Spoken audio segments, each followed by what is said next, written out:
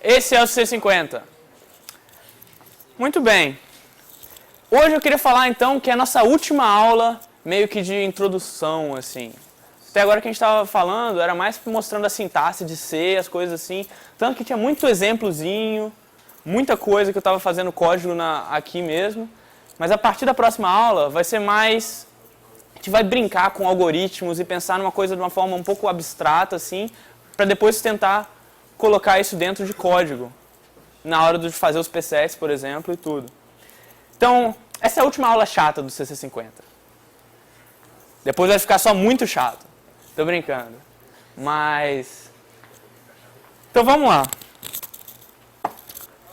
Uma coisa que a gente já falou aqui, já apareceu, alguém sabe o que esse programa faz? É binário, né? Não faz Hello World. Não faz Hello World. Eu não sei o que esse programa faz. Só peguei um programa aleatório com números binários ali.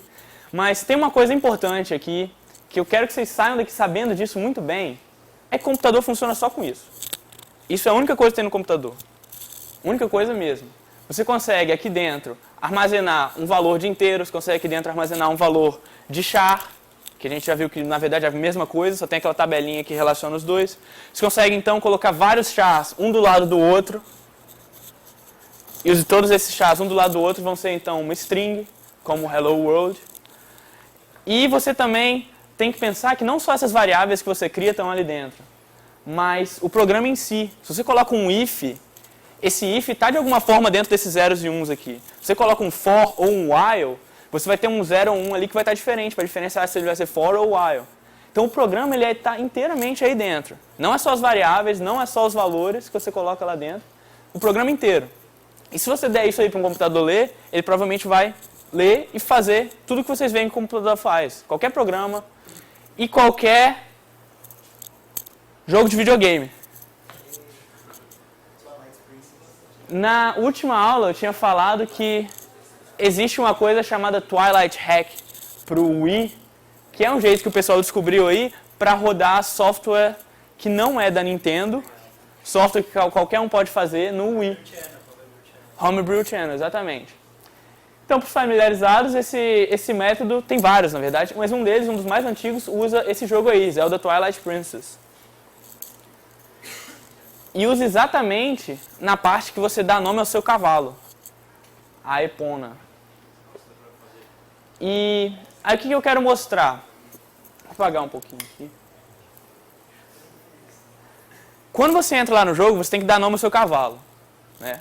Ali eu coloquei em azul, queria mostrar a parte que está separada na memória para dar nome ao cavalo. São esses 1, 2, 3, 4, 5, 6 bytes. Um char é um byte, né? Um do lado do outro faz a string.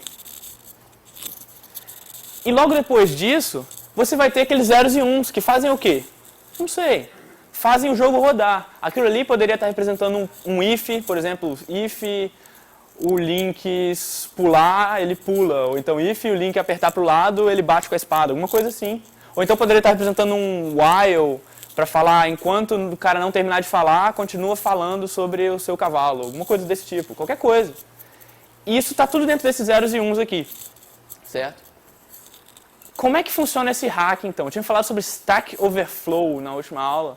Tem uma coisa também relacionada que é Buffer Overflow. E o que é um buffer? Um buffer é uma quantidade de memória que você pega. Pode ser 1 byte, pode ser 512 bytes, pode ser 1 mega, 1 giga. E lá dentro você usa isso para armazenar alguma coisa. Aqui, o buffer para armazenar o nome do cavalo tem 6 bytes, certo? Acontece que no jogo do Zelda, ele não verifica se esse buffer passou do limite dele. Ele tem um limite. Não sei quanto é que é exatamente no jogo, mas aqui a gente fala que são 6 bytes, certo? Então, se você colocar um nome até 5 dígitos, 5 mais o dígito final, que é raba 0, né? Se você colocar até 5 dígitos, tá bom. Se ele colocar mais de 5 dígitos, o jogo reclama com você e fala não pode, certo? Mas o que aconteceria se você, teoricamente, pudesse colocar mais de 6 dígitos? Mais de 5 dígitos, né, mais o raba 0. Se pudesse colocar mais de 5 dígitos aqui, vamos supor que o programa não valida isso, você vai estar colocando dígitos aqui, ó. Ali é o quê? Como é que o programa vai rodar logo depois? O que o programa vai fazer? E aí você pode programar o jogo de novo. Isso é um buffer overflow. Você está quebrando ali o limite que o jogo impôs do nome do cavalo e adicionando o código logo depois. No jogo isso é feito colocando, na verdade, ele testa, o jogo testa se o nome que você colocou está grande demais. Então até aí tudo bem, o cara programou direito. Só que ele não testa se a sua save file tem um nome grande demais para o cavalo. Então você meio que adultera uma save file, coloca que nessa save file o nome de um cavalo muito grande, sendo que o começo do nome do cavalo é Epona ou qualquer coisa. E o resto do nome do cavalo é um programinha que você escreveu. Poderia ser um programinha para printar Hello World, ou poderia ser um programinha para fazer coisas mais interessantes. Aí o que acontece quando você coloca esse buffer overflow aí, é isso aqui, ó. Você mudou os zeros e uns ali. Tá vendo? Antes você tinha aquilo que era os zeros e uns do jogo normal. Depois que você conseguiu colocar os seus zeros e uns lá, o programa vai rodar de uma forma totalmente diferente. Como é que esse programa funciona então? O cara só escreveu um programinha pequenininho que manda ele sair completamente desse lugar que ele está na memória e ler um programa no cartãozinho SD, que o Wii consegue ler um cartãozinho SD. Aí, agora é só festa. O cara pode programar qualquer programa e colocar dentro do cartão SD, que depois que ele rodar isso aqui, esses zeros e uns vão mandar a memória lá para o cartão SD e o que vai ser colocado ali vai ser o cartão SD. Então o programa que você colocar dentro do cartão SD vai ser lido depois. Mas no Twilight Hack você só roda ele uma vez só, né? Você só roda ele uma vez porque o programa já adultera o jeito do Wii funcionar, que você não precisa rodar ele mais de uma vez. Só a primeira vez para você conseguir adulterar o jeito do Wii funcionar depois. Na verdade, ele instala alguma coisa na memória interna do Wii, não é? O programa ele afeta completamente como que o Wii funciona. Pra você ter uma ideia, se você, após você fazer isso, você consegue rodar um Ubuntu dentro do Wii. Qual que é a primeira coisa que todo cara que quer craquear um videogame tenta? Rodar um Linux dentro do videogame. Se ele consegue rodar um Linux dentro do videogame, ele consegue abrir o Nano. Se ele consegue abrir o Nano, ele consegue escrever um programa. Se ele consegue escrever um programa, ele consegue compilar o programa depois com GCC. Se ele consegue compilar o programa, ele consegue fazer o Wii ler os zeros e uns. Se ele consegue fazer o Wii ler os zeros e uns, ele consegue fazer o que ele quiser. E aí você tem total controle sobre o Wii, ou qualquer videogame no caso. Então se está rodando Linux, o Wii ou o iPhone, qualquer coisa, se ele está rodando Linux, quer dizer que consegue fazer o que você quiser. E é isso que eles tentam fazer aqui. Aí depois que eles rodam o Linux dentro do sistema, eles alteram o sistema todo para isso e aí você pode fazer qualquer coisa. Pode rodar, mudar ele para você conseguir rodar jogos pirateados, aquelas coisas. Mas lembrando que esse não é um curso que incita de forma alguma a utilização desse tipo de coisa. A gente está falando disso aqui só para vocês entenderem como é que funciona, entenderem como é que a segurança deve ser feita, entenderem por que vocês precisam antecipar as coisas que acontecem esquisitas, entenderem por que vocês precisam falar aquela coisa lá de se for menor do que 0, sai do programa. Fala, não pode ser. Lembra que todo programa lá que a gente fazia tinha que ter o valor de balas não pode ser menor que 0. Se for menor que 0, você reclama. É exatamente por isso. Se o cara colocar um valor de balas lá que está muito maior ou muito diferente do que você estava esperando, e o que aconteceria se você, por exemplo, usasse scanf, tem muita gente perguntando se você usar scanf, aí qual que é a diferença? É isso aí, se você usar scanf, não existe uma validação dessa forma aí, igual a gente faz no getInt. Ele faz o retry se você colocar um tipo de dado diferente. Se você colocar isso aí, com o scanf, você vai poder fazer exatamente isso aí que você está vendo. Mas não tem como impedir isso não, porque no scanf é cedo já. É o que eu já falei, que é uma linguagem arcaica por isso, porque coisas simples se tornam complicadas. Para você fazer um sistema de input do usuário com uma validação rigorosa, suficiente para ter uma segurança, é muito complicado. As linguagens mais novas não são assim. Mas por que a gente pega uma linguagem dessa assim, que é de baixo nível como C? É porque a gente quer ver como que foi criado tudo isso, o que está por trás de tudo isso, o que são esses zeros e uns aí. Porque em outra linguagem aí, as novas, você só vai ter tudo pronto e não vai conseguir pensar nos problemas que são muito interessantes de você ter na cabeça, pelo menos, até quando você trabalha com linguagens novas. Esses problemas aí que as pessoas já tiveram e já resolveram. Funções. Então agora, como eu falei, para terminar a nossa parte de sintaxe, de C e tal, nós vamos chamar 2 voluntários aqui na frente. Rápido. Não tem tempo não. De novo. Segundo. Isso. Por favor. Quem quer ser a função? Você vai ser a função da esquerda. Uhum. Você senta. E você vai ser o humano. Você vai ser a função getInt. Esqueci de falar um negócio aqui, rapidinho. Algumas questões... Abri o nano. Algumas questões que sempre aparecem é o seguinte. Isso aqui, ó.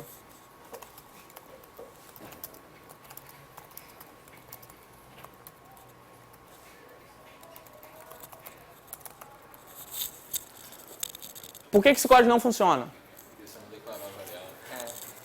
Porque você está chamando getInt, mas tinha aquela coisa que a gente já tinha falado de valor de retorno. E se você não fizer nada com valor de retorno, você, na verdade, só jogou o getInt fora. E aqui a gente vai ver isso dessa forma. Você vai ser a função getInt. E ele vai ser o humano. Então, por favor, função, você vai pedir um int para ele. Você vai pedir um int para ele. Peço? É, pede. Me dá um. 5 aí, então 5. Ah, ele pega e escreve. Ah, Escreve grande para todo mundo ver. Esse. foi logo no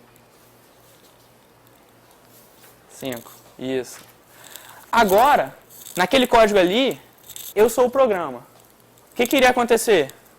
Você simplesmente iria jogar esse valor no lixo. Vou jogar no chão. Logo depois que getInt acabou, ele saiu, não existe mais o getInt. E o valor que ele pegou também não existe mais. Porque ele não fez nada com aquele valor. Agora, se a gente fizer isso aqui, int x é igual a getInt, esse programa vai funcionar de fato. Pede de novo.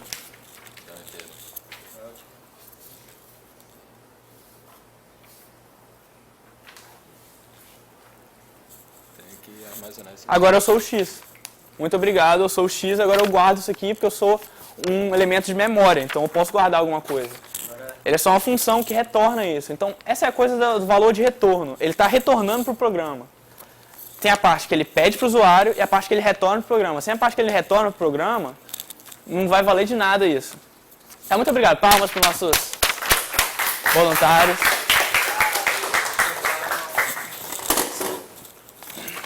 Isso. Então, o valor de retorno vai passar a ser uma coisa muito importante a partir de agora. Opa.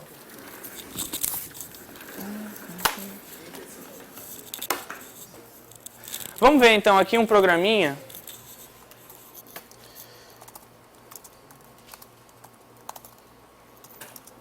Return. Demonstra o uso de parâmetros e valores de retorno. Parâmetros é o quê? Parâmetros são argumentos. Argumentos são aquelas coisas que vêm entre os parênteses. Printf tem parâmetros, ou argumentos, é a mesma coisa. Por exemplo, aqui, ó, essas aspas. Nesse caso, printf só tem um argumento. Nesse caso aqui, printf tem 2. São as aspas, que é a string que ele vai imprimir, e o x, que é a variável que ele vai colocar dentro da string depois. Isso aí todo mundo já deve estar familiarizado com o funcionamento do printf. Mas aqui, pela primeira vez, eu vou criar uma função minha. Eu criei uma função minha. Você pode perceber que é muito parecido com o main, ó. Int main, é porque main também é uma função. Opa. Main também é uma função, tá vendo? Int main, e ali embaixo, int increment, com as chaves ali da mesma forma. E aqui dentro é o meu argumento. E aqui fora, o que esse int aqui quer dizer? Alguém chuta? É o valor que ele vai retornar. Linguagens mais novas não tem isso de você falar, ele só pode retornar um int. Tem várias linguagens que ele pode retornar o que ele quiser e ele pode pegar qualquer argumento que ele quiser. Não precisa ser um int, pode ser um char, pode ser qualquer coisa. Mas no C, você precisa especificar isso de forma bem clara. E é por isso que quando a gente usa uma função que não tem argumento nenhum, a gente vai fazer o quê? Void. Interessante. Então, void quer dizer que não tem argumento nenhum. Mas a gente quer que tenha argumentos. No caso, A. Você percebe aqui, que lembra que em main, eu sempre declarava as minhas variáveis antes, olha. Tem aqui, eu estou declarando int x. Declarar variável significa colocar int ou char antes dela. E aqui, eu não estou declarando A. Isso é legal, hein?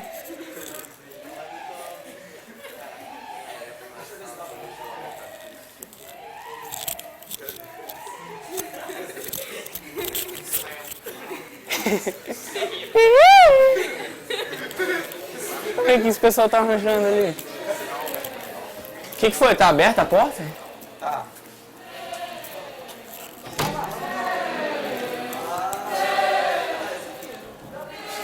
Ah, tá.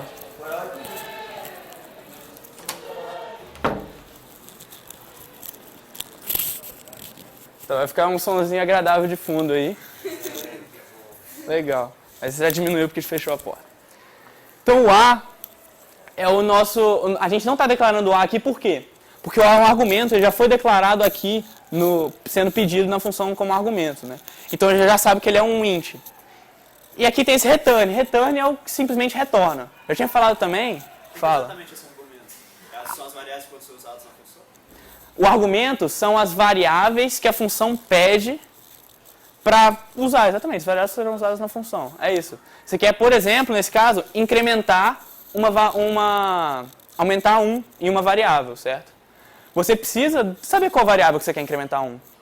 Você não pode, incremente nada. Você não vai incrementar em nada, então isso não vai funcionar. Se você usar essa função sem nenhum argumento, o que vai acontecer? O GCC não vai compilar, porque ele vai falar, você precisa de um inteiro para aumentar 1 em um inteiro. Se você não tem um inteiro, como é que você vai fazer? Se eu tivesse uma variável dentro de A, tipo se A fosse igual a outra variável, eu só teria que declarar A?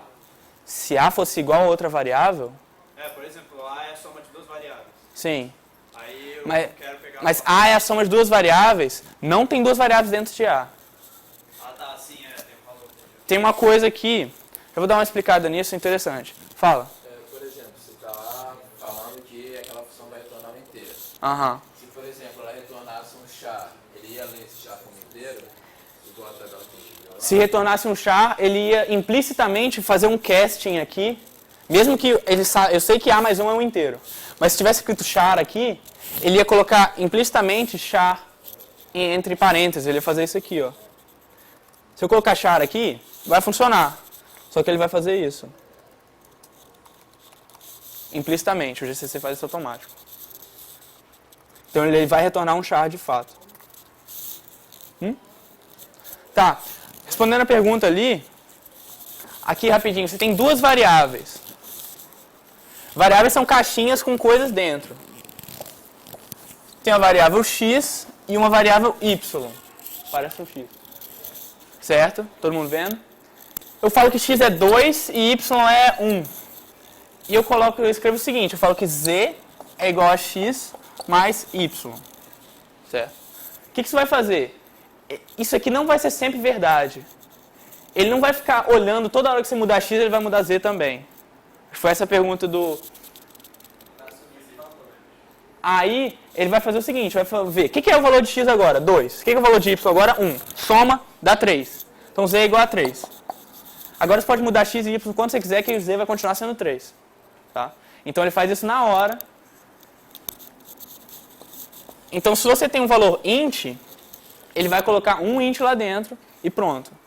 E não vai pensar em mais nada. Então você pode passar no increment ali qualquer coisa. Pode passar 5, você pode passar uma variável que você já tem, você pode passar a soma de duas variáveis. No final, desde que no final isso vire um int. Que ele quer um int como argumento. O que você vai fazer? Vai retornar A mais 1. Se ele só fizesse isso aqui, ó, o que ia acontecer? Ele ia jogar fora. Aquela coisa do getInt jogando fora. Ali, você não está fazendo nada. Você está fazendo A mais 1, mas você não retorna, você não devolve para o programa. Falei também já que return sempre termina aquela função. Se você retornar alguma coisa em main, o programa vai acabar na hora. Então, retornar aqui, se você fizer, por exemplo, um printf aqui depois,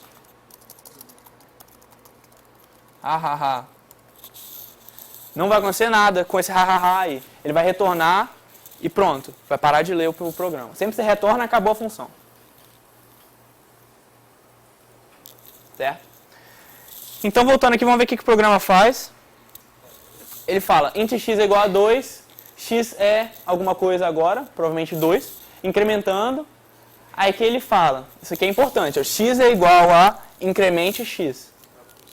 Então, ele coloca x na função, a função soma x com 1 e retorna para o programa. Quando ela retornou, o que ele está fazendo? Ele está pegando o valor de retorno e colocando em x de novo. Essa parte é bem importante, você não poderia só fazer isso aqui, ó. É aquela coisa de retornar para ninguém. Ele ia retornar, mas não ia ser usado, ele ia jogar a folha de papel no chão. Então, você vai ter que fazer, não pode declarar int 2 vezes, desculpa. Então vamos ver se o programa funciona. Ele buga se você botar int 2 vezes?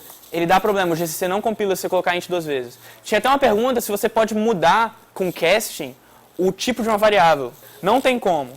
Por quê? Porque você não pode declarar uma variável 2 vezes. Para você mudar o tipo de variável, você teria que declarar ela de novo. Você não pode declarar uma variável 2 vezes. Você tem que criar uma nova variável, que é int, e colocar o valor da primeira na segunda. Vamos ver se o programa funciona. Compilou. X é 2, incrementando, incrementado. X é 3. Então funcionou, certo? Vamos ver então. Esse aqui, ó. Alguém notou uma coisa que também é diferente aqui no programa? No último programa também tinha. Esqueci. Aqui em cima tem uma coisa chamada protótipo da função. Esqueci de falar disso. Tá vendo? Int incremente, int a. Lá embaixo era a mesma coisa. Int incremente, int a. Por que eu repeti isso 2 vezes? Porque o computador é burro. Porque o computador é burro e ele só sabe ler de cima para baixo. Vamos supor então que eu omita essa linha aqui. Eu comento ela para só os humanos conseguirem ler, então o compilador não vai olhar para isso aí. O que ele vai fazer? Ele vai vir para main, tá? Int x é igual a 2, printf, x é igual a incremente. E ele vai dar erro na mesma hora. Ele não sabe o que é incremente. Então, já que o compilador é burro, você tem que avisar para ele o que é incremente. Você não fala ainda para ele o que o incremente faz. Você tem que falar mais ou menos o que é para ele já ter uma noção. Boa! Você poderia simplesmente passar a função de baixo para cima. Mas imagina um programa que tem mais funções e funções chamando outras funções que você criou. Então, você teria que fazer sempre uma função que chama a outra está em cima. Só que se uma função chamar a outra e essa chamar de cima e a outra chamar bem de baixo, o que você vai fazer? Você não vai conseguir colocar uma em cima da outra. Por isso que a gente usa protótipos. Certo? Sempre tem que declarar o protótipo da função. Ah, tem outro motivo. Não, mentira, tem outro motivo não. Eu só ia falar que o GCC ele não compilaria se você não colocar esse protótipo aí. Se não colocar isso aqui, o GCC não compila, ele vai falar que a função não existe. Ele nem vai olhar para baixo do seu código, ele vai falar que a função não existe. Então você tem que falar isso aqui. Int, que é o retorno dela, incremente, int é o valor de argumento a. Só tem um argumento, certo? E no fim, ponto e vírgula. É a única hora que você usa em uma função ponto e vírgula. Normalmente você não bota ponto e vírgula aqui, certo? Aqui você vai ter que colocar. É sintaxe do C, basicamente. Mas void é função. Você pode declarar uma função void também. Mas aí no caso não, né? Assim, mas vai dar problema. Porque ele vai falar, tá bom, é um void. Aí você acabou de falar que x é igual a void. Void é o quê? Retorna nada. Então x é igual ao valor de retorno de incremento, mas o valor de retorno de incremento é nada. Então vai dar problema. Outro problema que vai dar é que ele vai ver que aqui é void. Aí quando ele chegar lá embaixo, ele vai ver que aqui é int. Ele não vai compilar também. Então agora a gente já pode falar o que é aquele include stdio.h ali em cima. Já falei que aquele ponto .h significa headers. Headers é cabeçalho. Aquilo lá são só os cabeçalhos, ali não tem nenhuma função dentro daquele arquivo. Não tem nenhuma função declarada, assim, definida, o que ela faz, implementada. Só tem protótipos, exatamente igual isso aqui. Então ele fala, por exemplo, void printf string, alguma coisa desse tipo. Ele declara as funções, mas não fala o que elas fazem, só declara em cima. Para você conseguir colar ali em cima. E onde é que ela acha as funções em si? Para colocar depois do código.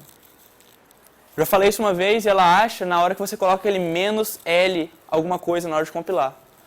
Aí ele vai lá, pega os zeros e uns daquele arquivo e coloca tudo embaixo do arquivo que você fez. Então em cima estão os protótipos e embaixo estão as funções que você declarou. Tá? Por que não coloca "-l" para stdio? Só coloca para C50 ou para matemática? É padrão. Função std, quer dizer, standard, padrão, é tão comum que o GCC já coloca automaticamente. Okay? Outra perguntinha aqui. O programa vai rodar incremente se eu não chamar incremente em main? Se eu omitir essa linha aqui, ó, não tem nada. O programa vai passar por essa parte do código? Por quê? Porque está escrito aí, né? Ele vai sair de main, depois vai entrar ali. Só que Não. vai retornar igual. Ele não vai passar por ali. Ele não vai passar por ali mesmo. Hã? Ele já vai... Não, não é porque ele vai... O programa começa aqui, ó. O programa começa aqui. E termina aqui. Então, quando ele termina aí, mesmo você não tendo escrito, ele retorna 0 para mim. Sim, eu estou falando se ele vai ler isso aqui, essa parte do código aqui, ó. Não, então. Aham. O programa ele acaba de rodar quando você retorna o valor para a função. Sim.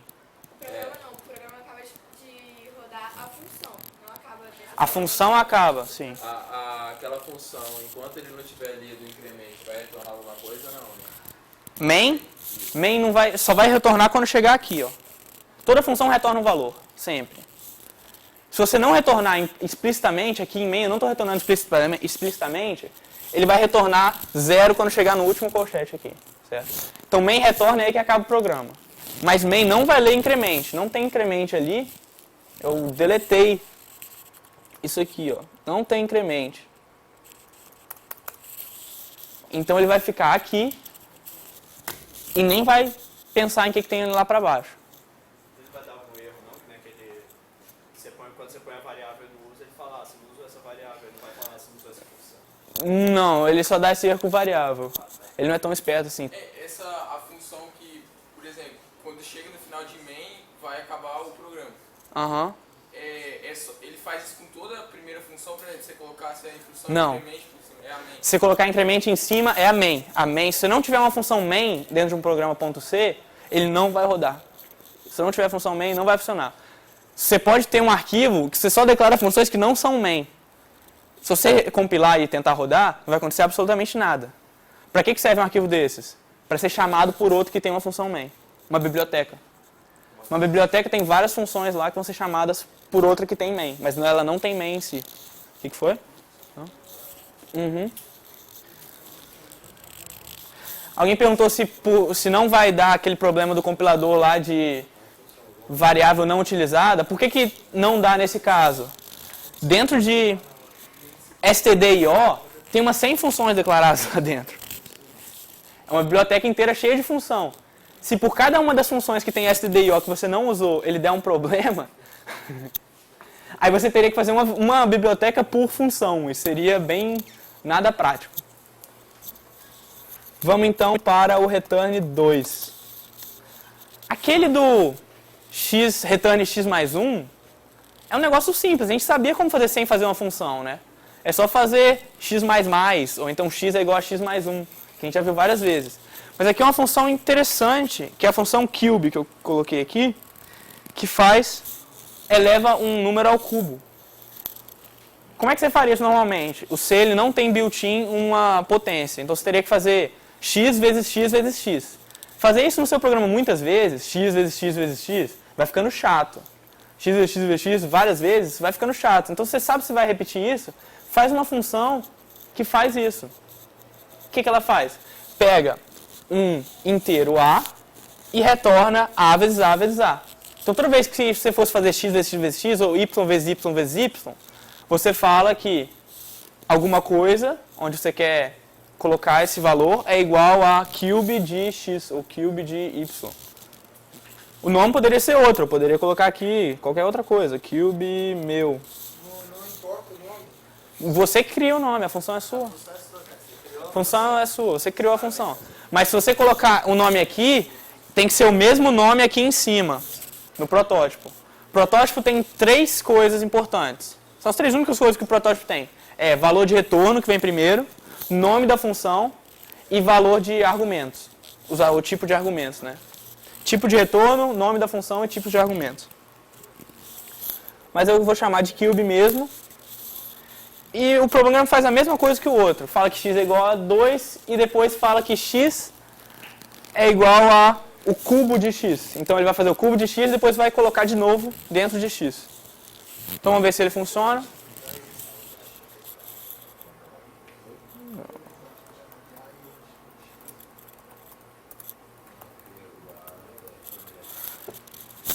X é 2, elevado ao cubo, x é 8. Então funcionou. Ele retornou então 8, a gente pegou 8 e colocou dentro da variável x e funcionou.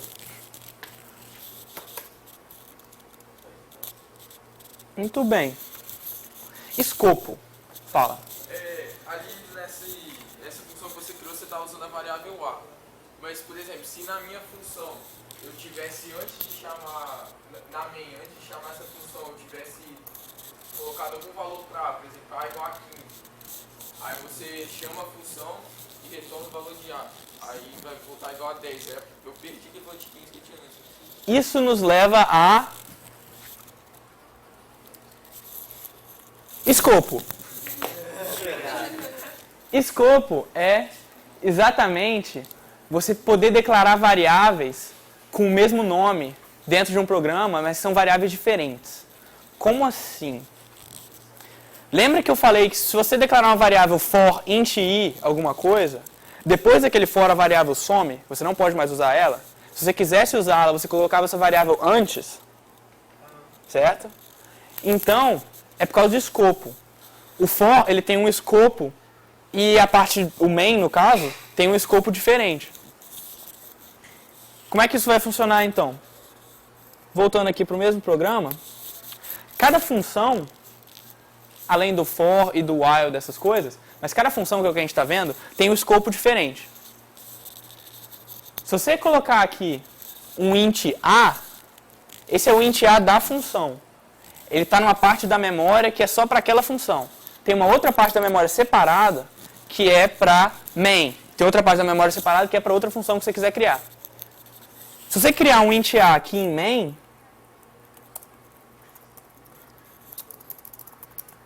é igual a 5, por exemplo, ele vai deixar esse int a aí, vai ser 5, vai estar no escopo de main, vai estar na parte da memória de main. Mas quando você pensar nesse a aqui, quando ele for chamado, ele vai ter o valor de 2. Não vai ter mais nada a ver com aquele 5. Vai ser outra parte da memória, vai ser outra coisa. Então, essa coisa aí, você pode ter uma regra, assim, mais ou menos, que é a seguinte: sempre que você vê essas chaves, tem um escopo novo ali. As chaves de dentro, as variáveis declaradas dentro de chaves não funcionam fora. Mas as variáveis declaradas fora de uma chave funcionam dentro. Ok? A gente pode pensar nisso de uma forma que a função main é a primeira chamada, então ela tem a parte da memória dela lá, mas à medida que você vai colocando novas funções, você vai pegando outras partes da memória mesmo, são outras partes, outros lugares da memória, e você chama esses lugares de A, ou de X, ou de variável minha, alguma coisa assim, mas você pode repetir isso. Por que é interessante para a gente fazer isso? Porque se você, por exemplo, pegar uma biblioteca, o cara usou variáveis dele. E se ele tiver chamado a variável dele de A, eu não posso mais usar A no meu programa, porque ele já usou uma vez. Então tem que ter esse escopo, senão os programas não funcionariam usando o código de outras pessoas, entendeu? Variáveis locais e variáveis globais. Todas as variáveis que a gente já viu até agora foram as locais. As locais são as que são declaradas dentro de uma função. Alguma pergunta sobre isso? Vamos ver um exemplozinho?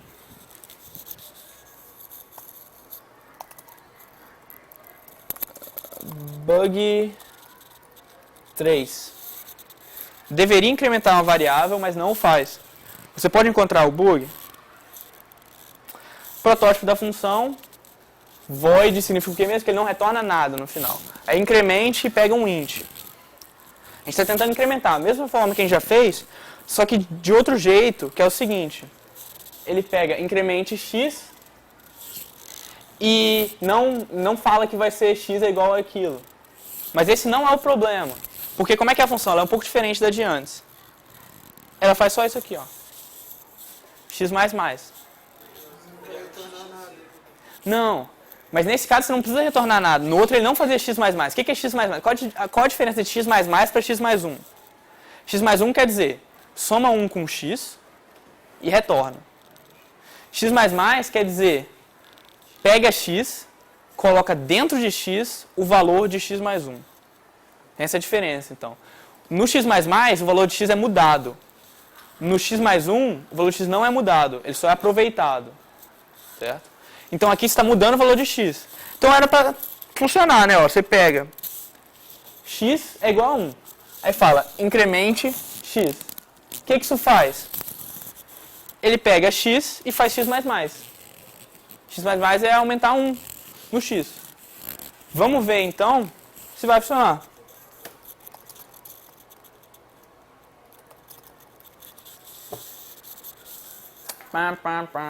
X é 1 e x é 1 também no final. Então ele incrementou, mas no final continua sendo 1. Vamos tentar diagnosticar isso aí. Por que tem um problema? Opa. Vamos ver nessa função aqui.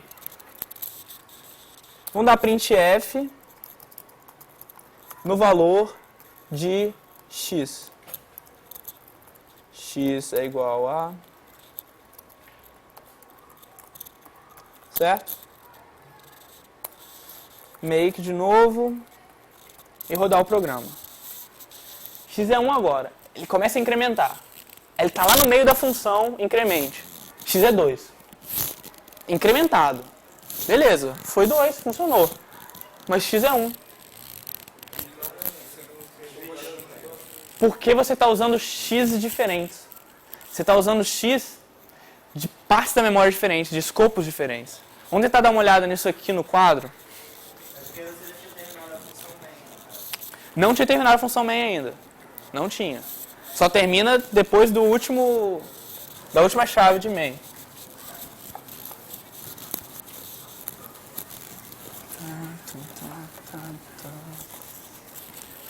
Aqui, lembra que eu falei que o programa pega uma parte da memória e coloca para main? Então vamos falar que essa parte da memória aqui, isso aqui é só a RAM, tá? Pega uma parte da memória e fala que é para main. Main. Ele pega uma outra partezinha da memória para sua função que chama increment. Inc. Aqui.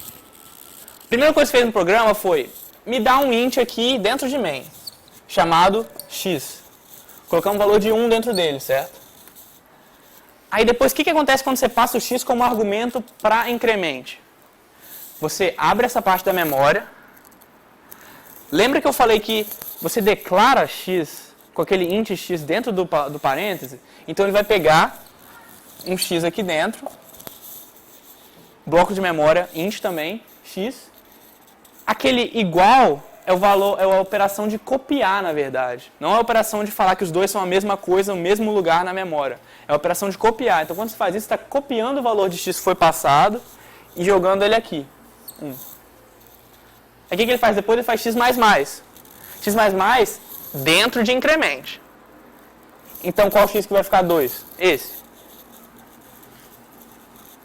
O valor foi copiado daqui para cá. Tem duas variáveis x com dois escopos diferentes. Isso aqui é um escopo, isso aqui é outro. Certo? Só que no momento que acabou a chave de incremente, ele faz literalmente isso aqui, ó. Ele esquece do que está dentro dessa memória aqui de incremente, que foi usada para incremente.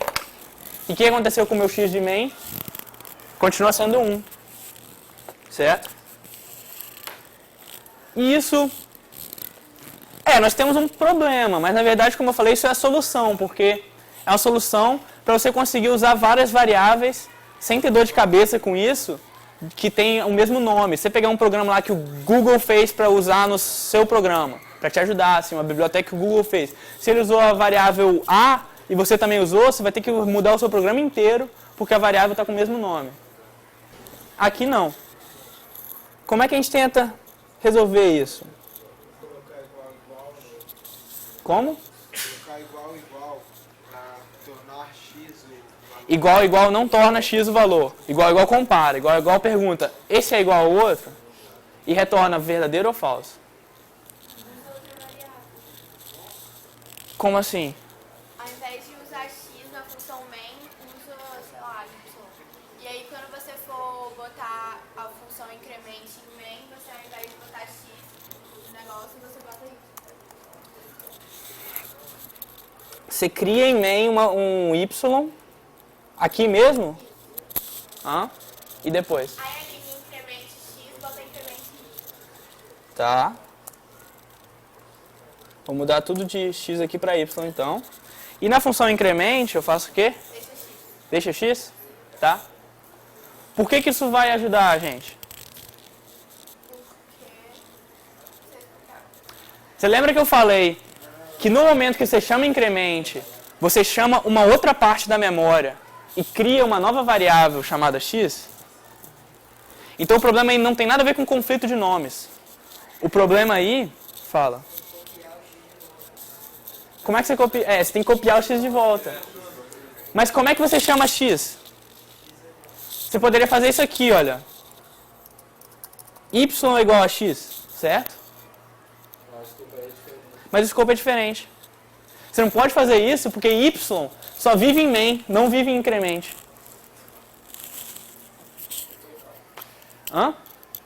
É void. O outro programa funcionava. Esse aqui não vai funcionar a não ser que você use uma coisa chamada variável global. Estou mentindo, você poderia usar ponteiro também, mas a gente ainda não vai ver isso. Aquele A é uma variável global, então. Não. Qual a diferença do primeiro programa? Ele retornava um inteiro e retornava x mais 1. Aí você vinha em main e pegava o valor de retorno da função e jogava em y, no caso. A gente fazia isso aqui, olha. Y é igual a increment de y. A gente pega o valor que retorna de increment e coloca dentro da variável que é y. Você tem que declarar a variável em algum lugar que seja comum a main increment. Então você tem que declarar a variável em algum lugar que seja comum a main increment, exatamente. Porque o escopo de main e o escopo de increment, a parte da memória que é usada é diferente. Não importa qual o nome da variável, se for igual ou se for diferente. Tem que ser fora dos dois. Mas antes de a gente ver fora dos dois, vamos ver um outro programa aqui. Vocês já pensaram em como é que a gente faria para trocar os valores de duas variáveis? A gente tem x é igual a 2, y é igual a 1. Eu quero que y fique com valor de 2 e que x fique com valor de 1. Pode usar mais uma variável. Senão, não tem como. Estou mentindo de novo. Pode usar XOR, mas nesse caso, vamos usar mais uma variável. Vamos pensar aqui. Se eu falar aqui, x é igual a y é igual a x. Tá? Isso aí, teoricamente, trocaria. Mas vamos ver. X é igual a y. Quanto é que vai ser x aqui? 1. Y é igual a x. Quanto é que é x? Então, os dois valores vão ficar iguais a... Deu certo o que eu queria? Não. Então, você vai ter que declarar uma nova variável, temp, que normalmente usa, que é uma variável temporária. Uma variável que você está criando só para fazer aquilo e depois não quer mais ela. E você dá um valor de x para ela, por exemplo. Você Você poderia também chamar de x velho. Então você fala que x velho é igual a x ali. Aí você muda o valor de x, certo? E depois você fala que y é o valor antigo de x, que é x velho. Agora trocou. Vocês concordam? Agora x é igual a 1. Ó, x velho é igual a 2, que é x. X é igual a y é igual a 1. E x é igual a x velho, que é igual a 2. Então trocou de fato. Tá? Esse programa vai rodar? Não, tá faltando um monte de coisa ali. Mas vamos então para bug 4.c. Deveria inverter o valor de duas variáveis, mas não o faz. Inverter é o que a gente está falando aqui, swap. Acontece que eu queria mudar muitas vezes dentro do main, eu queria trocar o valor de duas variáveis várias vezes, então eu fiz uma função para fazer isso para mim. Então você tem isso aí, swap int a e int b são os dois valores que você está pegando, separados por vírgula, tá, gente? Mas esses detalhezinhos, como eu falei, tem aqui na aula algum detalhe, alguma coisa que você não está lembrando, não tem problema, que não é para vocês entenderem tudo que eu estou falando também. A parte que aqui é só para vocês terem uma ideia mais ou menos do que a gente está falando, para no P7, que ele te ajuda em tudo, você vai ver exatamente como é que é e vai lembrar, ah, na aula ele falou disso. Então se você está aqui, só está pensando, caramba, Scratch ficou muito mais complicado. Não é para ficar com medo, tá? Scratch ficou um pouquinho mais complicado. Mas mesmo assim, vai dar tudo certo. Não precisa entender tudo que eu estou falando aqui na aula. Tentar, só depois na hora de fazer o P7, que é a parte importante, você tentar lembrar, ah, é verdade, tinha aquela coisa lá que você tinha falado. Voltando então. Exatamente isso que a gente queria fazer, né? Aí tinha int x igual a 1, int y igual a 2. Aí fala os valores de x e y, fala que vai trocar, dá swap nos dois, e fala que está trocado, e fala os valores de x e y de novo. Vamos ver então swap. É exatamente o que eu tinha falado. Ó. Int temporário é igual ao valor de a, que é o valor de a antigo. Pega a, pega b e joga dentro de a, e pega b e joga o valor de a antigo lá dentro, certo? Esse programa vai funcionar? Não, pelo mesmo motivo do outro. Pelo mesmo motivo do outro. O que vai acontecer aí? Vamos voltar para cá. Agora tem mais variáveis, vai ficar mais complicado. Primeira coisa que eu fiz foi em main criar uma variável x e uma y. Aí eu falei que x é 1 e y é 2. Aí depois eu cheguei na função swap. Mandei swap os dois. Swap 1 e 2, que é x e y, certo? Aí ele vai me dar um escopo aqui, que é diferente do de main, que é uma outra parte da memória RAM. E vai falar aqui, temp, certo? É igual a o x antigo, que era o 1. Aí vai falar que o x antigo, pegou o x antigo, vai pegar o valor do y, que é o 2, e vai falar que o y vai pegar o valor do temp, que é o 1, certo? Só que depois que você voltar para main, o que acontece? Depois que você passar por aquela chave última do swap, ele vai literalmente apagar isso aqui. Você mexia em alguma variável de main? Mas era A e B. Era A e B, mas os valores passados foram x e y, era A e B mesmo, de fato. O nome era A e B, desculpa. Mas poderia ser x e y também, você que dá o nome. Mas ele vai literalmente apagar essa parte da memória. E x e y continuam, o x e y de main continua do mesmo jeito que estavam antes. Entenderam? É o mesmo problema. Fala. Você está retornando o void ali, você está retornando nada. Não está retornando nada. Como é que você usa retornando nada? Está só executando uma tarefa. Printf, por exemplo, não retorna nada. Mas aí que tá. Aí que tá o quê? Você está retornando nada. Você está fazendo a função. Uhum. Você só faz a função. Se você quisesse usar ela em meio, sem retornar nada, como assim?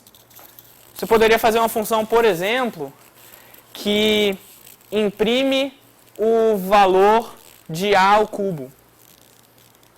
é uma função void. Ela não precisa retornar nada. Ela vai simplesmente pegar o A, que você passou para ela como argumento, elevar ao cubo, fazer A vezes A vezes A, e fazer printf isso. E não vai retornar nada depois. Ela está lendo main, achou ela, vai para o código dela, vai para a parte dela, vai para o escopo dela, e quando ela acabar, volta para main. Entendeu? Mesmo sem retornar nada. Ela retorna alguma coisa, porque sempre que você chega na última chave ali, ela vai retornar alguma coisa. Mas no caso de void, tem um padrão que fala que retorna nada. Retornar nada pode ser entendido até como retornar zero. Como em main, quando as coisas dão certo, você lembra que a gente retorna zero? Quando tudo dá certo, você retorna zero. Se der problema, você retorna 1, 2, 3, 55. Mas se der certo, você retorna zero. A void é uma função que sempre retorna zero. Mais ou menos isso. Sempre retorna nulo. Quer dizer que não dá para fazer nada com o valor que ela retorna. Tá. Então vamos rodar esse programa aqui.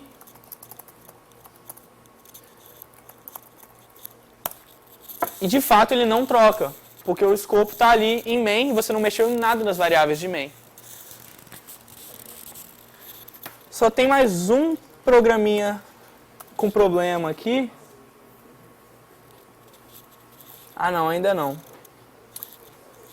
Agora então eu tinha falado de variável global.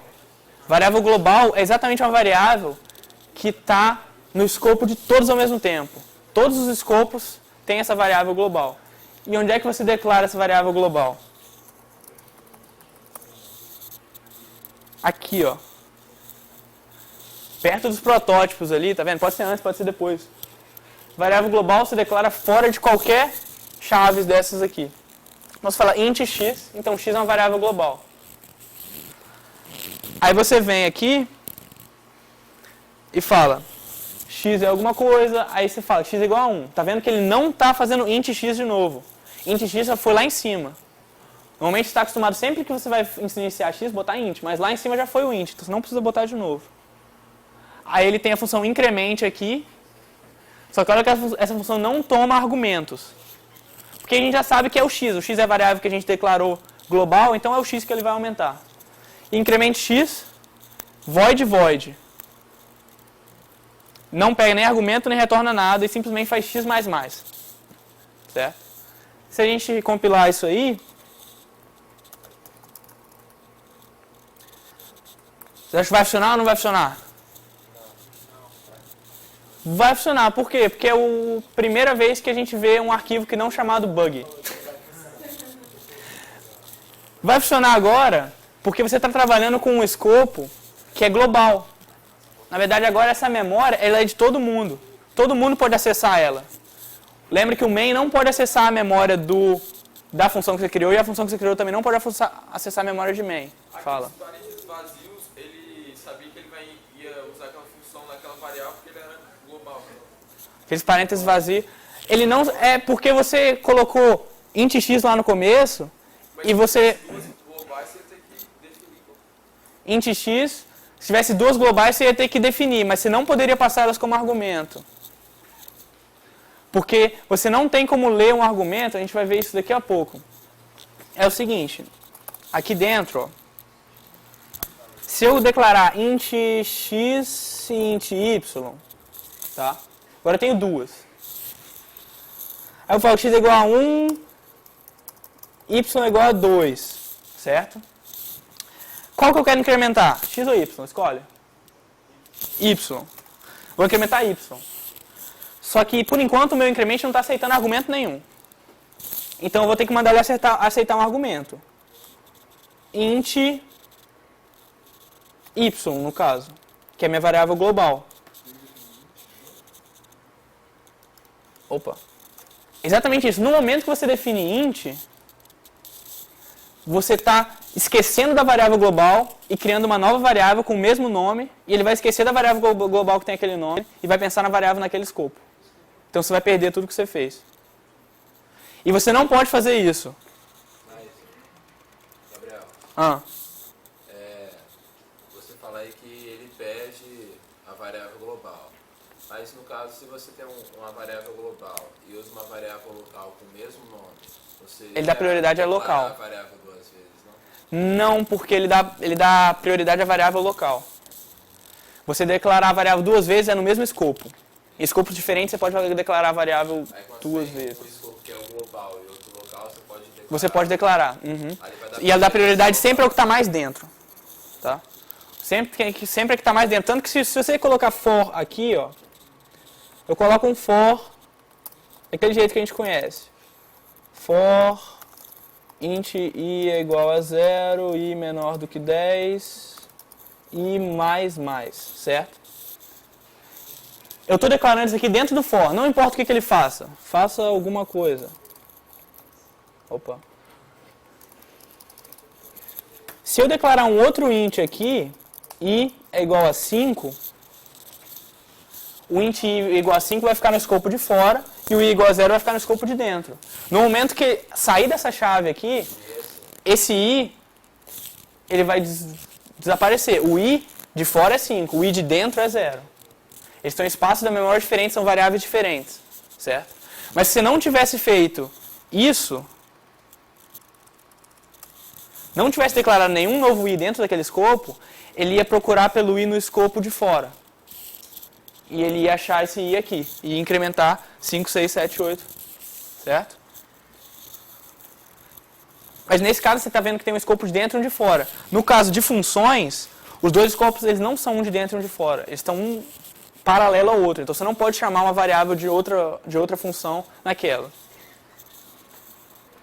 Você pode até achar main é maior função, então tem um escopo maior. Não, todas elas têm função, são escopos paralelos. Você não pode chamar uma variável de uma na outra. A não ser que você use ponteiros, mas... Então vamos ver se vai funcionar. Global, x é 0. Inicializando. Lembra que... Por que tem 3 vezes aí? Aquele inicializando, vamos entrar no programa. A primeira coisa que eu falei com x foi int x. Aí, eu já printei o valor de x ali, tá vendo? Fala. Toda vez que você declara uma variável inteira, no caso, e não dá valor a ela vai ser 0? Não necessariamente.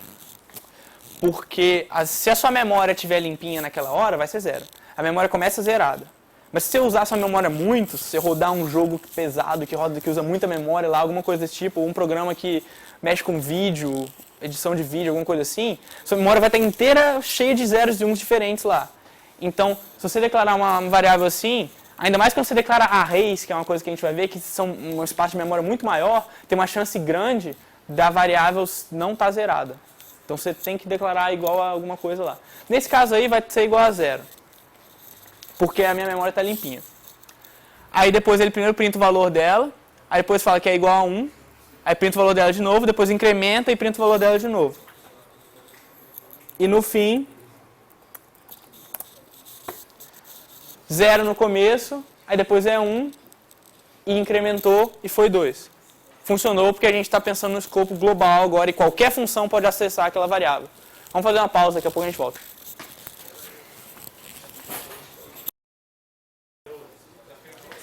Então, ainda falando um pouquinho de escopo, aquela coisa que eu falei de pedaços na memória. Aí eu estou mostrando a memória RAM do computador de vocês. A memória RAM do computador de vocês em um programa vai funcionar exatamente igual àquelas bandejas. Quando você vai no bandejão lá comer, tem um monte de bandeja empilhada, certo? Você pensa o seguinte, a primeira bandeja é main. O que tem em main? Todas as coisas que tem em main, todas as variáveis locais que você declarou lá dentro, tudo. Então você tem lá na primeira bandeja. Aí quando o main chama uma função, por exemplo, foo, F-O-O, você coloca uma bandeja nova em cima de main. Aí, se foo, por sua vez, aí tem todas as variáveis locais de foo. Se foo, por sua vez, chamar uma nova função, barra ou qualquer outra coisa, você coloca em cima uma outra bandeja. Até que uma delas chegue na chave final. Quando chegar na chave final, você vai tirar a bandeja e jogar fora. Até que chegue na chave final do foo, você vai tirar a bandeja e jogar fora. Até que chame a outra função, aí você vai colocar uma nova bandeja. Colocar uma nova bandeja. Quando chega na chave, tirar a bandeja. Chega na chave, tirar a bandeja. Chega na chave de main, tira a última bandeja. Entendeu? Então você vai empilhando as bandejas, e esses são os escopos, na verdade, são as partes da memória que ele aloca para fazer aquilo. Os parâmetros das variáveis são as partes da memória que ele coloca lá. Fala. Então não importa como, tipo, se você chamou em main, você chamou uma nova função, essa função sempre vai acontecer antes de começar o main? Não, o main sempre acontece no começo. Você coloca a primeira bandeja é o main. Mas quando você chama uma outra função dentro de main, você vai colocar uma outra bandeja por cima. Bandejas são blocos de memória que eu estou falando. Você vai colocar uma outra bandeja por cima. Aí se essa por sua vez chamar uma outra, você vai colocar um outro bloco. Até que a função acabe, uma dessas acabe, você vai tirar. Até que a outra acabe, você vai tirar, até que chegue em main. Até que main acabe, você vai tirar. Então a função só é executada quando você a chama. Por isso que quando você não chama ela em momento algum em main, ela é ignorada. Ela é ignorada, exatamente. Por isso que você tem 500 milhões de funções dentro de stdio que você não usa, não tem problema, elas vão ser todas ignoradas, você não chamou ela dentro de main. Aqui tem uma coisa interessante, que é como é que funciona de verdade lá a sua RAM. A sua RAM tem uma coisa aqui embaixinho, chamado, isso de baixo e em cima na verdade é contextual, né? Mas chamado de variáveis de ambiente, a gente não vai ver direito agora o que significa, mas depois. Importante é lá em cima tem o text. O text é o que? Não é um texto. O text é exatamente os zeros e uns que o seu programa coloca na memória, que é o seu programa na hora que você roda ele. Quando você roda o Word, por exemplo, ele vai carregar o próprio programa na memória. Ele vai ter o programa inteiro lá dentro da memória. Aí depois vem os dados inicializados. Isso aí só é um jeito difícil de falar. Variáveis globais vêm antes e as variáveis locais vêm depois. E depois tem isso aqui, que é o heap e o stack. É com isso aqui que a gente está preocupado agora. Heap e o stack. O stack é onde estão suas funções. Suas funções, como assim? Os parâmetros das suas funções, os argumentos e os valores de retorno, está tudo dentro do stack. Ele vai colocando nessa parte da memória. E o heap é a parte da memória que tem a memória alocada. É uma coisa que a gente vai ver um pouco mais pra frente ainda, que é quando você chama a memória para você, quanto você quiser dela. Você pode pegar 5 GB do seu computador de memória, mas se você tiver, se você não tiver, você não vai poder não. Mas você pode chamar quanta memória você quiser e colocar isso dentro de uma variável ou de um array, que a gente vai ver também daqui a pouquinho. Coisa desse tipo, e fica lá dentro do heap. Mas isso aí, essa imagem já está mostrando que isso aí pode levar para um caos, para algum problema. Alguém tem uma ideia do que possa ser? Se você colocar muito embaixo e muito em cima, ele vai se chocar lá no meio. Se você chamar muitas funções e pegar muita memória para variáveis, ele vai se chocar e vai dar coisas estranhas. Como assim? Imaginem que eu vou fazer um programa... Não faça isso em casa, .c. Esse programa vai ter int main void full. Eu vou declarar full antes. Void full void. Então full é simplesmente uma função que eu declarei aqui. Agora eu vou falar o que ela faz. Ela não leva argumentos. E o que ela vai fazer é o seguinte.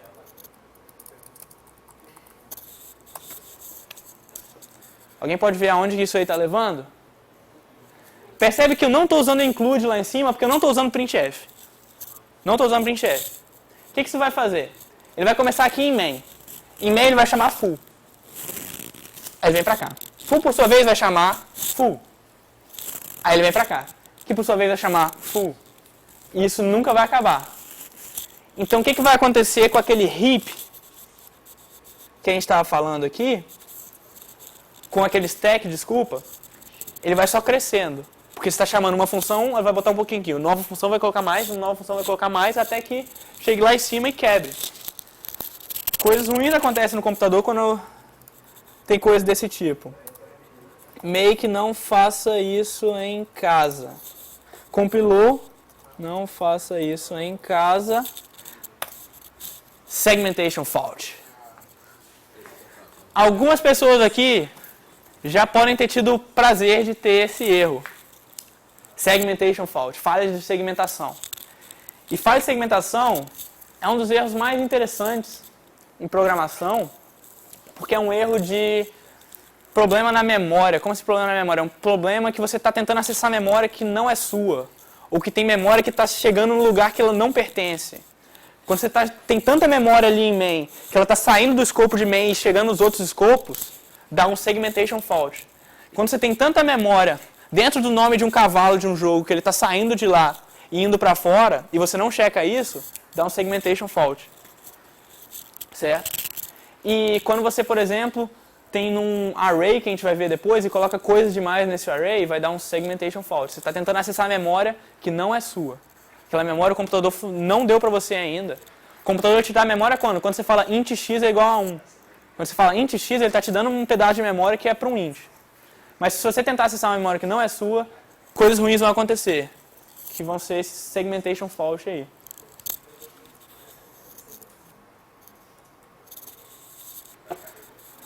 Argumentos de linha de comando. Antes disso, tem uma coisa aqui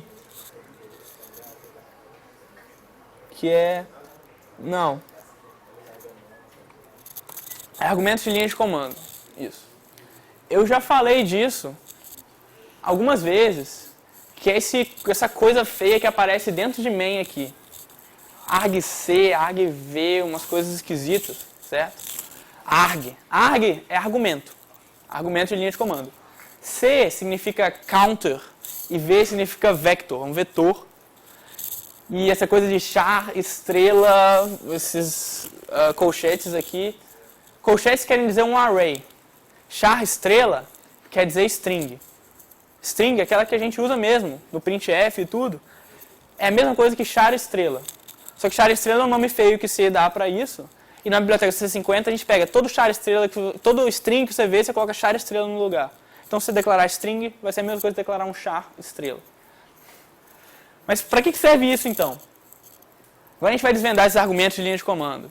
Argumentos de linha de comando são uma coisa para você pegar input do usuário antes do programa começar. É aquela coisa que eu já tinha falado. Na hora que você roda nano hello.c, você está dando quantos argumentos de linha de comando? 2. Um deles é o nome do próprio programa. Nano é o primeiro e hello.c é o segundo. Se eu desse aqui só isso, ele falaria, só tem um argumento de linha de comando. Se eu der, por exemplo, nano hello.c, abc, 1, 2, 3, vários argumentos de linha de comando, o nano foi feito para só pegar o primeiro. O segundo, no caso, o primeiro é o nome. O segundo, que é o nome do arquivo que você está editando, que não existe. Mudou para ABC. Não, ele abriu todos, desculpa. Ele abriu todos. Então ele pega todos. Eu achei que ele só abriu o primeiro. Ele abre todos, como se fosse em tabs, assim, no terminal mesmo. Mas... tabs, abas. Então a gente tem esse poder. Nano, acontece que Nano foi escrito em C. E a grande maioria de todas as coisas que tem no Linux foram escritas em C. Então a gente tem esse poder de pegar argumentos antes do programa começar. Se a gente quiser, por exemplo, rodar o nosso não faça isso em casa 2, poderia, só que a gente não vai aproveitar esse 2. Vai dar o mesmo segmentation fault. E tem um jeito de aproveitar esse 2, que é argv. Mas não tem como eu executar esse programa mesmo assim, não? Como assim? Tipo, eu executar e ver a merda acontecer lá no PC. Não, ele se protege contra isso dando uma segmentation fault. Senão o seu computador explodir. Não explodir, mas ele ia desligar. Porque ele vai corromper a memória inteira. E ele ia dar problema. Se ele deixasse isso continuar, aquele stack lá ia crescer tanto que ele ia invadir as outras partes da memória do seu computador que não estão nem aqui. Ele ia invadir a memória que está para usar o terminal, a memória que está para usar qualquer programa que está aberto ali, a internet. Ele vai começar a mudar os zeros e uns da sua Internet Explorer, por exemplo.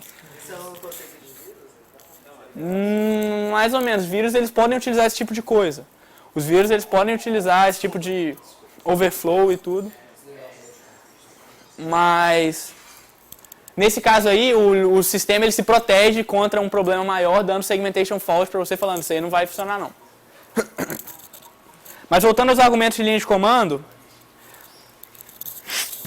eu falei que argc, a gente vê que é um inteiro, é o counter, é o contador de argumentos. Ele vai simplesmente devolver um inteiro que tem a quantidade de argumentos que foram usados. Se eu só rodar o programa sem argumento nenhum, ele vai devolver 1. Na verdade, que é o nome do programa. E char estrela argv e esses colchetes aqui querem dizer... Char estrela eu já falei que é igual a string, né? Se eu fizer isso aqui, dá no mesmo. E esses colchetes são um array. Eles são uma lista. Então, isso aí é uma lista de strings. O que isso poderia ser, então? Quando a gente rodou aquele nano com várias coisas, uma depois da outra, por que isso tem que ser uma lista? É porque cada uma das coisas que a gente colocou, ABC, 1, 2, 3, 4, nano, era uma string. Uma palavra é uma string.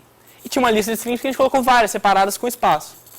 Então, por default, automaticamente, o C ele faz isso, o GCC ele faz isso, que é separar todos os argumentos que você deu, argumentos ele chama de palavras, que você deu na linha de comando, separar toda vez que tem um espaço, ele fala aqui acabou um, daqui a pouco vai começar o outro, e guardar isso num array. Um array, então, é uma lista de objetos na memória que estão enfileirados, de fato enfileirados um atrás do outro. Aqui está um, aqui está outro, aqui está outro, aqui está outro, aqui está outro. Eles podem ser uma lista de chars, você tem uma string com isso, ou eles podem ser uma lista de inteiros, aí você tem uma lista de inteiros com isso. Ou eles podem ser uma lista de floats, ou qualquer coisa desse tipo, que você pode aproveitar. No caso da string, que a gente já falou várias vezes, você vai ter vários chars aqui, até que um char de final, para falar aqui acabou o array, para de me ler. Hã? É sempre o raba zero. Sempre o raba zero. Você pode falar zero, que o zero em ASCII é raba zero. Zero em ASCII é raba zero. É como se fosse um valor nulo. O que esse programa aqui faz, então? Ele fala um for, int i igual a zero, aquela mesma história que a gente sempre viu. Enquanto o if for menor que argc, o que é argc? É a quantidade de argumentos de linha de comando que a gente tem. Enquanto o i for menor que isso, vai aumentando o i e dá print numa string que é argv i. I dentro dos colchetes. Como é que funciona uma lista, então? Já dá para ter uma ideia mais ou menos? Um array, ele é o seguinte, ele vai ter um número ligado a uma coisa. Voltando lá para aquela figura, vamos supor que isso aqui é um array de qualquer coisa, de chars. Esse aqui é o número 0 do array. Então, se você falar array colchetes 0, ele vai vir para esse char aqui. Se você falar o array colchetes 1, ele vai vir para cá. É uma lista de variáveis. Se você quiser acessar uma única variável, você coloca colchetes 1, ou 2, ou 3, ou 4. Exatamente assim. Então, cada vez que você acessar array 3, ele vai vir para cá, tá certo? Vai vir para cá e vai te dar o valor que tem aqui dentro. E você pode, inclusive, falar array 3 é igual a 55. Vai pegar o valor 55 e colocar aqui dentro, igual funciona com a variável. Só que é uma lista de várias variáveis, uma do lado da outra. E ele sempre começa em 0. Tá? Tem umas coisinhas assim, quando você define um array, você fala, vou colocar um código, vou colocar aqui embaixo. Você define um array, você fala assim, ó, int array, pá. Definiu um array. Essa é a diferença de um array para um único inteiro. Mas normalmente você tem que falar quantos inteiros você quer ter. Você não pode simplesmente falar, um array, vai embora com ele. Não. Você tem que falar quantos. Então você fala, eu quero ter 5 inteiros. Fala. Isso aí o C entende sem adicionar nenhuma biblioteca? Isso aí o C entende sem adicionar nenhuma biblioteca. Isso é built-in do C. Tem 6 espaços aí dentro, né? 0? Não. Tem 5 espaços aí dentro. Eu falei, eu quero 5 inteiros. Quando eu estou falando isso aqui, eu quero 5 inteiros. Então tem 5 espaços. Então o que vai acontecer se eu fizer isso aqui, olha?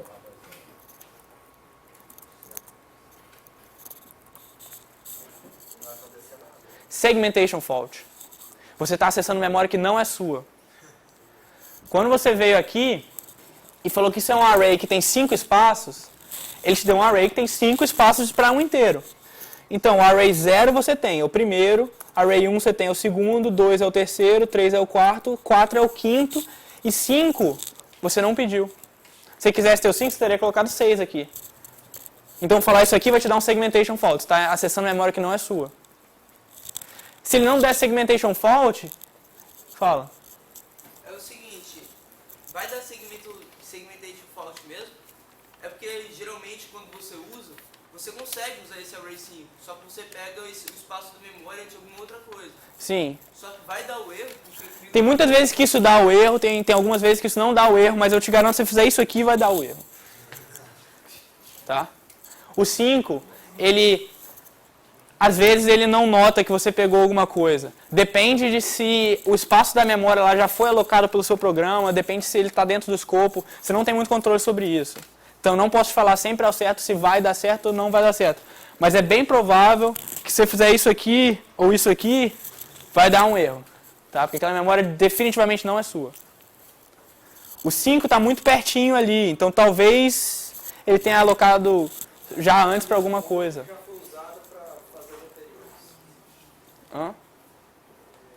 Um pedaço da memória ali já foi usada para alguma coisa antes. É verdade, tem essa coisa também. Tem algumas vezes que ele aloca em blocos. Ele não aloca um byte só, ele aloca em blocos de 4. Então ele nunca consegue alocar um único byte. Então se você pedir array 5, ele vai te devolver, na verdade, array 8, por exemplo. Mas só cabe 5. O certo é usar sempre até o n-1. Se você declarar array n, você vai usar n-1. Voltando então, esse aqui já é um exemplo de array de arrays. É um array, se for para o elemento 0 dele, você tem uma string. Se for para o elemento 1 dele, você tem outra string. Para o elemento 2 é outra string. Se for para o elemento 0, essa string é um array. Então se for para o elemento 0, 0, ela é o primeiro char da string. Isso é um pouco complicado, mas a gente vai ver como é que isso funciona. Primeiro, ele vai simplesmente imprimir cada uma das strings aqui. Não está pensando em string como array ainda. Está só falando. Enquanto o i for menor que o contador de strings, imprime a string. Vamos ver o programa então. Fala. Ah, perfeito. É porque você não incluiu a biblioteca do CC50 e usou string, não, mas no cabeçalho do programa. Ah, sim, no cabeçalho do programa. É porque o cabeçalho só tem definições de funções. Lembra? O cabeçalho só tem definições de funções. Então, mas você não, se você está usando algo da biblioteca do CC50, você não tem que incluir ela? Tem. Você não incluiu essa? Não inclui, não? Ah, sim. É porque tava, volta aí, ó, char estrela. Ah, é porque tava char estrela antes e eu mudei pra string. É porque eu não tinha salvado. E compilou, deu certo. Senão eu não teria nem compilado se não tivesse aquilo lá. Isso tá certo. É porque eu não tinha salvado, não.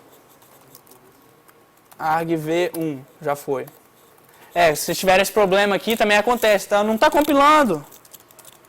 Quer dizer que já compilou, você não precisa compilar de novo. Como é que é o nome? argv1. E argv1 imprimiu argv1, que é o único argumento que você deu. Vamos dar outros argumentos. Foobar, bax, quax. Foobar, bax, quax. Então ele está imprimindo todos os argumentos de linha de comando que você deu. Então agora você já tem o poder de pegar esses argumentos e usar dentro do seu programa para fazer coisas. Então você pode falar, se o argumento de linha de comando for foo, você faz uma coisa. Se for bar, você faz outra. Se for quax, você faz outra coisa. Fala. Tipo assim, o programa nem está aberto ainda e que você só abre a partir do momento que você digita ponto, barra, argv e dá um enter. Aham. Nem está aberto ainda e ele vai acumular. Quem acumula o terminal? É o GCC na hora de compilar, isso é uma coisa do C. Na verdade, aquela coisa, essa ideia de o programa já abriu ainda no main e tudo, é uma ideia que a gente tem da programação do C. Mas o C ele já tem built-in dentro dele, pegar esse argumento aí e entregar para o usuário. Já, esse cara aí já está pronto para você usar se você quiser. Tem que ser argc o nome, tem que ser argv o nome. Tá? Então isso é uma coisa do C que ele já entrega para você. É o próprio terminal que entrega. Você nem precisaria de biblioteca, se não fosse o printf. Se não fosse o printf lá. Sim. Vamos ver então o argv2. é um programa que ele faz a mesma coisa, só que ele demonstra isso como um array bidimensional. E agora complicou. Um array bidimensional por quê? Porque é um array de arrays. Então, cada vez que você chegar em uma string é um array de chars. E você tem um array de strings. Então, isso é bidimensional, em 2 dimensões. E para isso, a gente vai precisar de 2 fors. Um for para imprimir os argumentos, as strings, e um for para dentro de cada uma das strings imprimir caractere por caractere. Primeira vez que a gente está usando 2 fors um dentro do outro aqui, mas isso é uma coisa recorrente em programação. E aqui também tem uma funçãozinha que a gente nunca usou antes, que foi strlen. Strlen significa string length, que é o tamanho de uma string. Então ele te devolve o tamanho de uma string. Para quem não viu, eu declarei ali em cima o string.h, que é uma biblioteca cheia de coisas para você mexer com strings. É bem provável que vocês queiram usar ela para o próximo P7 que já saiu. Hoje é 7 horas, já está lá. Se quiserem ir para casa agora ver como é que é. Vocês vão usar muita coisa com string, que é criptografia, então vocês vão mexer com string. Então é bem provável que vocês usem essa string.h. Então pode dar uma olhada nela. O P7 também fala disso. Fala. O string length é parecido com o argc, não é? O string length, Considerando o string um array, né? ele é parecido com o argc. Mas o string length é uma função que itera até encontrar um raba 0 e te devolve o número do i. Mais ou menos isso. Mas devolve o tamanho de uma string. Tá? O que a gente vai fazer aqui então? Aqui vai fazer os argumentos, e dentro de cada argumento, olha como é que a gente acessa o valor. argv i j. Por que tem duas dessas coisas esquisitas? Eu não estava entendendo nem quando tinha uma, por que agora tem duas? Né? É o que eu estou falando. Isso aqui você não precisa entender 100% não, só ter uma ideia mais ou menos, que tem array e tal, e que é uma lista de coisas. Depois quando for fazer o P7, botar a mão na massa, vocês vão entender bem melhor isso aí. O que isso faz? Ele vai acessar uma string com o primeiro.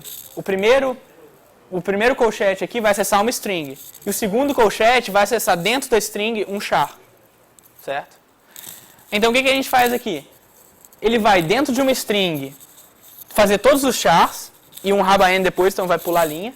Quando ele terminar uma string, ele vai pular mais uma linha extra e vai para a próxima string. Ele vai mudar o i. Ele só vai mudar o i quando ele terminar esse bloco aqui inteiro. Tá vendo? Aqui o i é 0. Imprime uma vez, volta, o i continua sendo 0. Imprime outra vez, volta, continua sendo 0. Só o j que vai mudando. Até que ele volta para cá, aí o i foi para 1. Imprime várias vezes aqui com o i1, depois volta com o i2, imprime várias vezes. Isso que é nested loops, que chama isso, que são loops um dentro do outro. Vamos então rodar. Se colocasse mais um ali, não ia dar certo. Não, porque só tem um array de arrays, você não tem um array de array de arrays. Você pode fazer um array de array de arrays, mas não é recomendável, porque a complexidade do programa fica grande demais e normalmente não é útil fazer isso. E ele vai pegar tudo que tiver na linha de Ele vai te dar um array de todos os strings da linha de comando. Agora, se eu criar um array no meu programa, eu posso chamar ele como eu quiser, desde que eu coloque os colchetes depois. Aí aquilo lá ali vai ser um array. Você pode chamar do jeito que você quiser. Se eu colocar int banana Colchetes. 50. Aí você pode colocar 50 ints lá dentro. Um array chamado banana que vai ter 50. Que vai ter 50 ints lá dentro. Aí você pode acessar um daqueles ints como se fosse uma variável normal. Léo, deixa eu te falar, você declarou que o que vem depois ali do lar de V2 seria um char. Por que, por exemplo, o 2 é um número inteiro? Por que ele está sendo colocado aqui? Onde é que tem um 2? Não.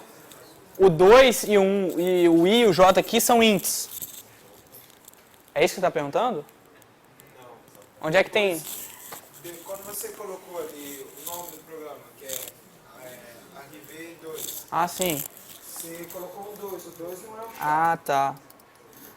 É porque tem char para 2. Na tabela ASCII, você tem um valor para 2. Então você tem o 2 inteiro e você tem o 2 char. Você pode ter tanto... Quando você faz um printf, ele está imprimindo só chars, nenhum inteiro lá. Até quando você bota % dígito, %d. Ele não vai imprimir nenhum inteiro de verdade. Aquilo lá que ele está imprimindo é um char. Ele só está pegando o 2 e transformando num char primeiro e depois imprimindo. Char é a coisa que você imprime para a tela. 2 é um valor que só tem um significado lógico. 2 char é um valor que só tem um significado para a pessoa ver. É um valor que só pode ser impresso. Outras perguntas? Outras perguntas? Não? Por exemplo, se eu somar 2 chás, ele vai somar aqueles números ao qual ele foi atribuído lá na... Somar 2 chars não é muito interessante, não. É mais interessante você primeiro transformar para int os dois, somar os dois, depois transformar o resultado para char de volta. Caching para fazer soma de char. Pode fazer caching para int. Porque é interessante somar Mas inteiros. isso pode passar do limite, não? Passar de 255? Aí se passar de 255 você tem um problema. O que acontece quando você dá para getInt um valor maior do que 2 bilhões e alguma coisa?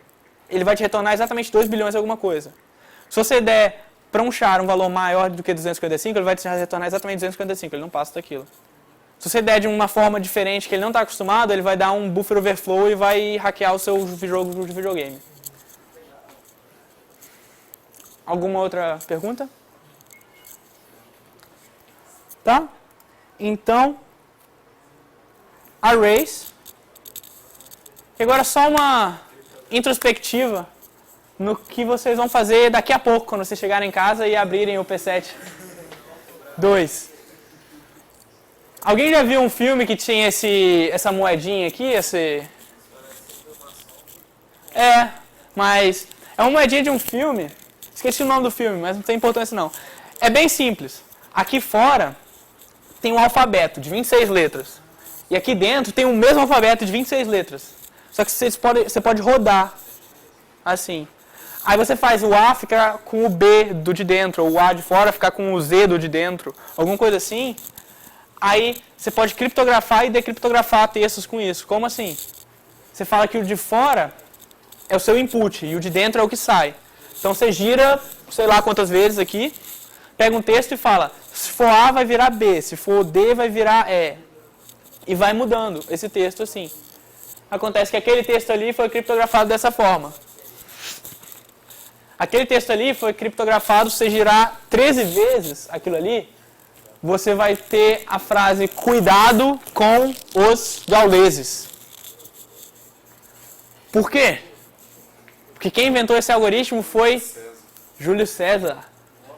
Júlio César foi uma das primeiras pessoas a pensar em criptografia. Porque na guerra ele queria mandar a mensagem sem que os inimigos se entendessem. E ele inventou a cifra de César, Caesar Cipher. E é exatamente isso que vocês vão ter que implementar no P7.2. A cifra de César. E umas coisinhas mais.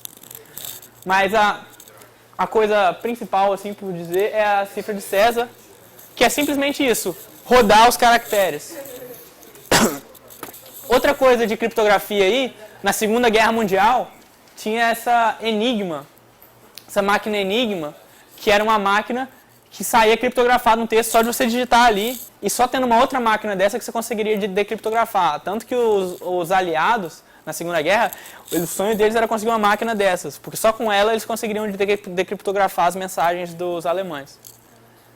Aí, nos dois casos, tem uma coisa em comum. Tanto aqui quanto aqui, você tem uma chave. Tá? A chave é o quê? Uma coisa que sem ela você não consegue decriptografar. A chave, nesse caso, é a quantidade de vezes que você rodou. Se você não souber a quantidade de vezes que você rodou, você não consegue decriptografar.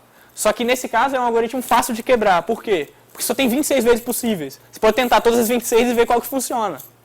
Fazendo sentido. Esse caso aqui, a chave, ela é mecânica. Ela está por detrás do funcionamento da máquina. Está nas engrenagens que fazem a máquina rodar. Mas tem uma chave lá, ela é mecânica. A chave é a própria máquina, assim por dizer. E na computação, a gente vai usar criptografia de vários tipos. E esse é um dos tipos mais comuns de chave secreta, que você pega o texto básico, encripta ele, chega no texto cifrado, e você vai precisar da mesma chave para encriptar, e só o cara que encriptou que vai saber essa chave e o cara que vai receber. Os dois têm a chave, e usando a chave de novo você consegue decriptar e chegar no texto final. Fala. Eu ouvi falar que para senha de banco, a chave é trocada. Ela muda de tempo em tempo para que você não consiga Para que o tempo em que ela troca seja menor que o tempo necessário com a força bruta. Essa troca, existe essa troca. A senha de banco ela é um pouquinho diferente porque ela usa funções que só vão e nunca voltam. Você não tem como fazer isso aqui de volta. Você não tem como decifrar a senha. O que ela faz? Quando você digita sua senha do banco pela primeira vez, eu quero a senha essa, 1, 2, 3, 4. Ele vai pegar isso, criptografar e transformar numa coisa gigante. Aí, toda vez que você for digitar a sua senha, ele vai guardar essa coisa gigante no banco de dados. Toda vez que você for digitar a sua senha, se você digitar 1, 2, 3, 5, ela vai fazer essa criptografia de novo, fazer uma coisa gigante, comparar com a coisa gigante que está no banco de dados e ver se as duas são iguais. Porque assim, o dono do banco não consegue ver qual é a sua senha. Nem ele consegue ver qual é a sua senha. Tem vários outros tipos de algoritmos, na verdade. Não são todos os bancos que aplicam isso. Tem várias evoluções disso também, mas basicamente é isso que se usa. Então a senha, ela não volta, ela só vai. E compara a ida dela nos dois casos. A gente vai ver todos esses tipos depois, quando a gente estiver pensando na web, porque na web tem muita comunicação com o servidor. Quando você entra no site https, lá, S significa segurança, security, né? E isso aí quer dizer que o servidor está o tempo todo se comunicando com você, te dando uma chave. Você está dando uma chave para ele, ele está te dando uma chave, vocês dois compartilham essa chave para conseguir fazer isso aí. Mas como é que você faz isso? Você entra no site do Facebook, você não está ligando para o cara lá do Facebook aí, a minha chave aqui é 1, 2, 4. Você não faz isso. Mas a gente vai ver então, depois que a gente mexer muito com web, no final do curso, como é que todas essas coisas funcionam. Hã? Um bocado. Uhum. Mas isso fica para depois. Essa semana que vem.